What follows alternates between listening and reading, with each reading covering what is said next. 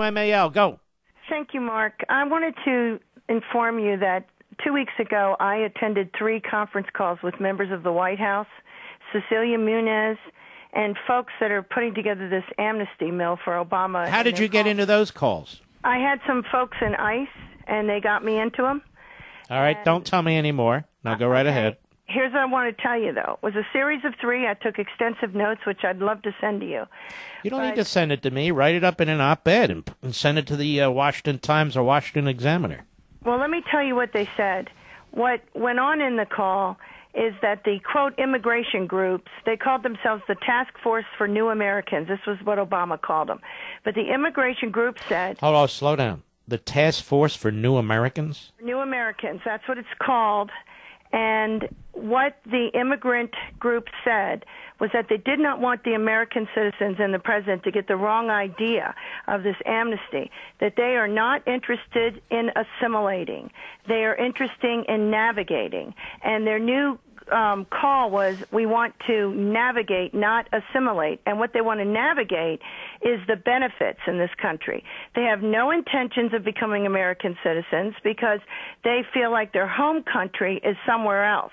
But they want the benefits. And in fact, some of the women on the call said that the citizens of this country need to realize that these immigrant women, their best job is to stay home with their children, and that we should be giving them money. And I'll tell you what we're going to do. I'm running into a hard break and running out of time.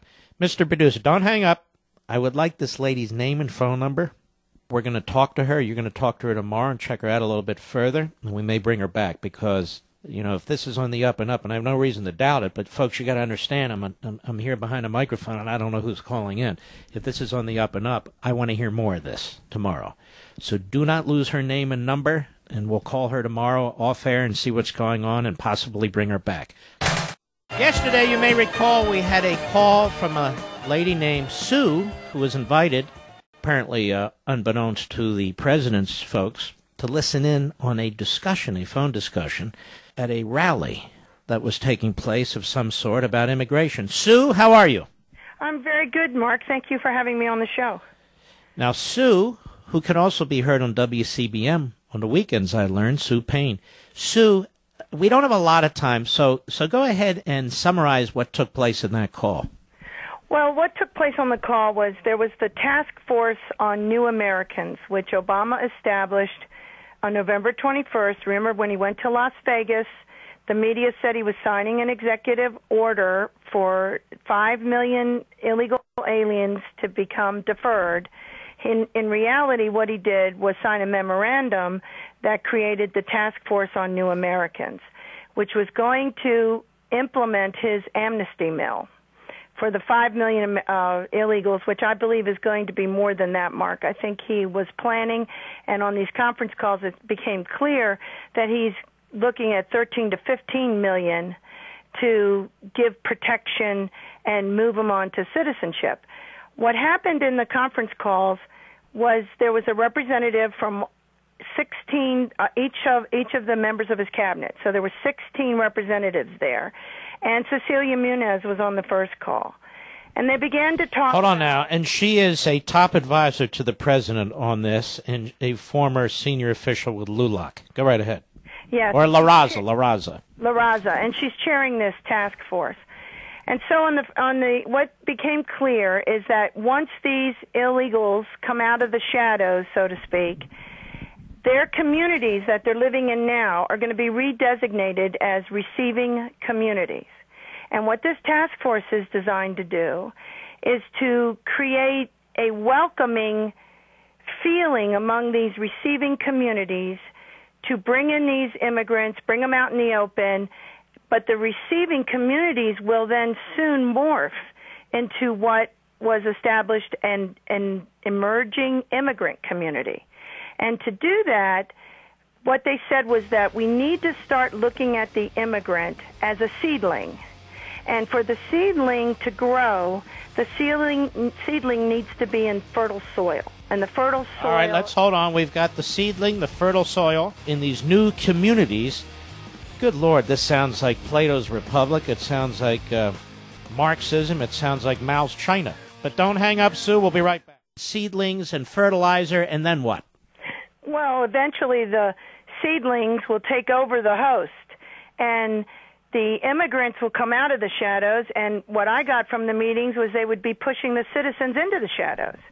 They would be taking over the country. In fact, one of the members of the task force actually said that we would be developing a country within a country.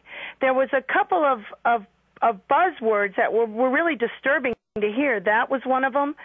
One was from the White House spokesman said that immigrants need to be aware of the benefits they are entitled to, which led to another comment saying that this group that Obama's going to pardon or give amnesty to would not be interested in assimilating. They would navigate, not assimilate, and go into All right, our stop there. That's very, very important.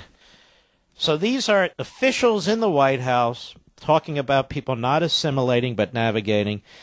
And you know, Sue, this plays right into what Obama was saying, and I played a clip of that, where he's not talking about assimilation either. He's actually talking he doesn't use the word, about conquering.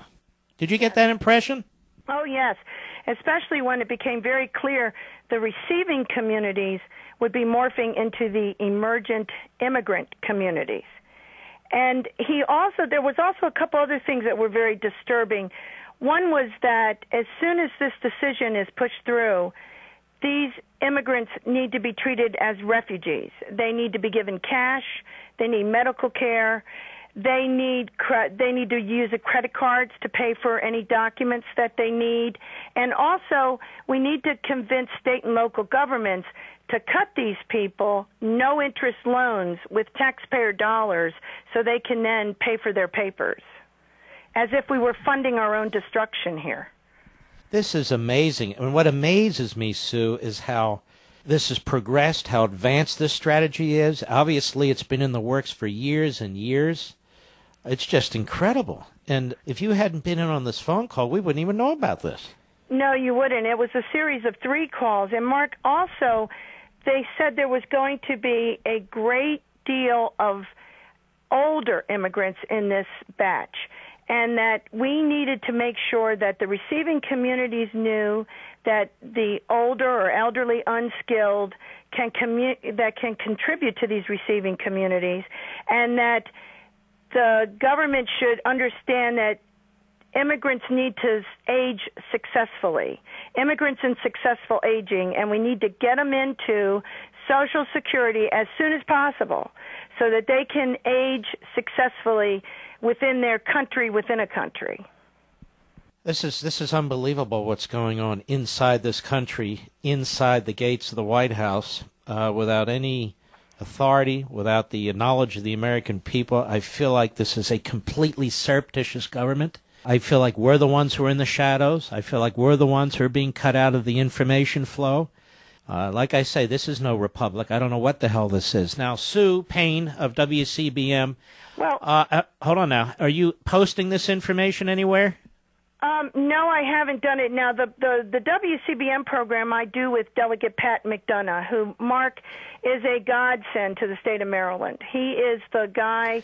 I know, but Sue, I'm trying to find out if people can get this information. They're going to be contacting us. Are you going to post anything? I have not posted anything. If they want to contact me... Well, slow down now.